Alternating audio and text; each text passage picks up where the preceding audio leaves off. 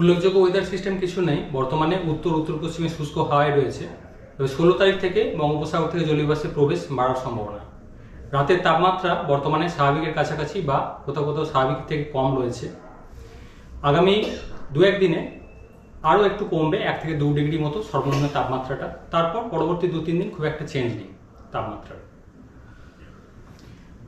15 তারিখ পর্যন্ত অর্থাৎ 12 থেকে 15 এই পিরিয়ডটায় প্রধানত শুষ্ক ওয়েদারই থাকবে। 16 তারিখে হালকা বৃষ্টির সম্ভাবনা থাকছে উপকূলের সংলগ্ন জেলাগুলো এবং উত্তরবঙ্গের পাহাড়ি এলাকায়। 17 থেকে 18 তারিখ হালকা থেকে মাঝারি ধরনের বৃষ্টিপাত বিক্ষিপ্তভাবে থাকার সম্ভাবনা রয়েছে দক্ষিণবঙ্গ উত্তরবঙ্গ দু জায়গাতেই। এর প্রভাবে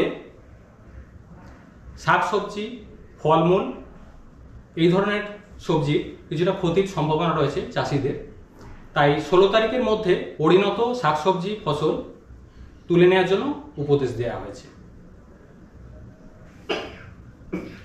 কুয়াশা প্রধানত হালকা থেকে মাঝারি ধরনেরই থাকবে, তবে উত্তরবঙ্গের জন্য 2-1 জায়গায় ঘন কুয়াশা থাকার সম্ভাবনা রয়েছে আগামী 2-1 দিন। কলকাতা পার্শ্ববর্তী অঞ্চলে 15 তারিখ পর্যন্ত শুষ্ক ওয়েদার, তাপমাত্রা সর্বনিম্ন 13 থেকে 14 ডিগ্রি কাছাকাছি থাকবে। 16 তারিখ থেকে আবার সর্বনিম্ন তাপমাত্রাটা বাড়বে।